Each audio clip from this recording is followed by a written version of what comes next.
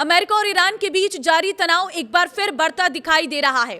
Iran ने युद्ध विराम को लेकर अमेरिका के नए प्रस्ताव का जवाब पाकिस्तान के माध्यम से भेज दिया है, लेकिन अमेरिकी राष्ट्रपति डोनाल्ड ट्रंप ने इसे तुरंत खारिज करते हुए पूरी तरह से अस्वीकार्य बताया है।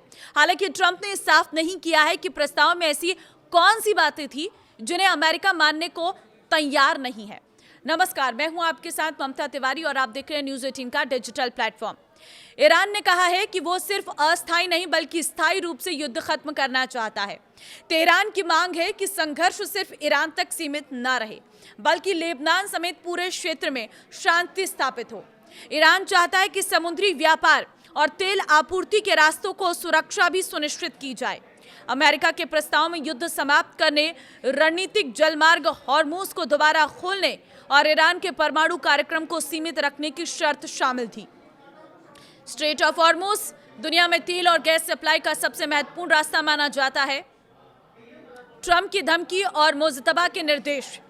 इस बीच ट्रंप ने सोशल मीडिया पर ईरान पर निशाना साधते हुए कहा कि तेहरान पिछले 47 साल से अमेरिका के साथ खेल खेल रहा है, लेकिन अब ऐसा नहीं चलेगा। वहीं संयुक्त राष्ट्र में अमेरिकी राजदूत माइक वॉल्टर्स ने कहा है कि अमेरिका युद्ध दोबारा शुरू करने से पहले कूटनीति को पूरा मौका देना चाहता है। उधर ईरान के नए सर्वोच्च नेता मोजतबा खामेनेई ने युद्ध के बीच सेना के शीर्ष अधिकारियों के साथ बैठक की।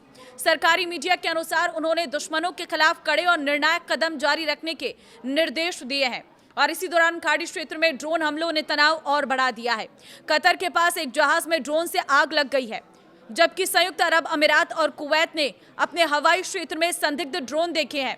यूएई ने दावा किया है कि उसने 2 ड्रोन मार गिराया और इसके लिए ईरान को जिम्मेदार ठहराया। हालांकि किसी भी हमले में कोई हताहत नहीं हुआ है। कतर ने जहाज पर हमले को बेहद खतरनाक बताया और कहा कि इससे समुद्री व्यापार और जरूरी आपूर्ति को खतरा पैदा हो गया है। वहीं कुवैत की सेना ने भी ड्रोन गतिविधियों की पुष्टि की है, लेकिन ये नहीं बताया कि वे कहां से आए थे। युद्ध के दौरान इराक और सहयोगी संगठन हिजबुल्लाह लगातार ड्रोन हमले करते रहे हैं।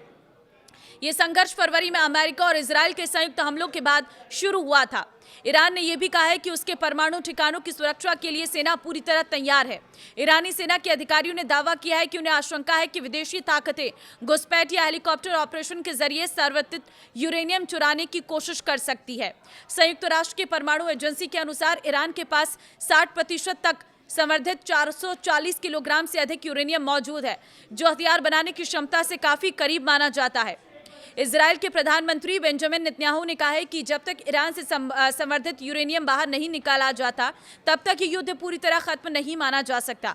उन्होंने दावा किया है कि ट्रंप भी इसी दिशा में कार्रवाई के पक्ष में है। इस बीच व्लादिमीर पुतिन ने कहा है कि रूस अब भी ईरान का संवर्धित यूरेनियम अपने यहाँ रखने के प्रस्ताव पर कायम है, ताकि समझौते का रास्ता निकाला जा सके। एक और बड़ा विवाद फ्रांस और ब्रिटेन की उस योजना को लेकर सामने आया है जिसमें युद्ध खत्म करने के बाद हॉर्मुज में अंतर्राष्ट्रीय समुद्री सुरक्षा मिशन चलाने की बात कही गई है। ईरान ने चेतावनी दी है कि अगर किसी विदेशी देश के जहाज अमेरिकी कार्रवाई में सहयोग करते हैं तो उसका तुरंत और कड़ा जवाब दिया जाएगा। फ्रांस के राष्ट्रपति इमैनुअल मैक्रों ने कहा है कि ये कोई सैन्य तैनाती नहीं होगी, बल्कि समुद्री व्यापार को सुरक्षित रखने के लिए अंतर्राष्ट्रीय मिशन होगा। पिछले एक सप्ताह में फारस की खाड़ी में कई जहाजों पर हमले हो चुके हैं। दक्षिण कोरिया ने भी खुलासा किया है कि उसका एक मालवाहक जहाज हॉर्मुज में विस्फोट और आग की चपेट में आया था। हालांकि अभी तक ये साफ नहीं हो पाया है कि इन हमलों के पीछे कौन है। आपको क्या लगता है? मुझे कमेंट में अपनी राय जरूर दें। इस वीडियो को शेयर कर दें ताकि सभी लोगों को पता चल सके कि युद्ध का अपडेट क्या है। नमस्कार।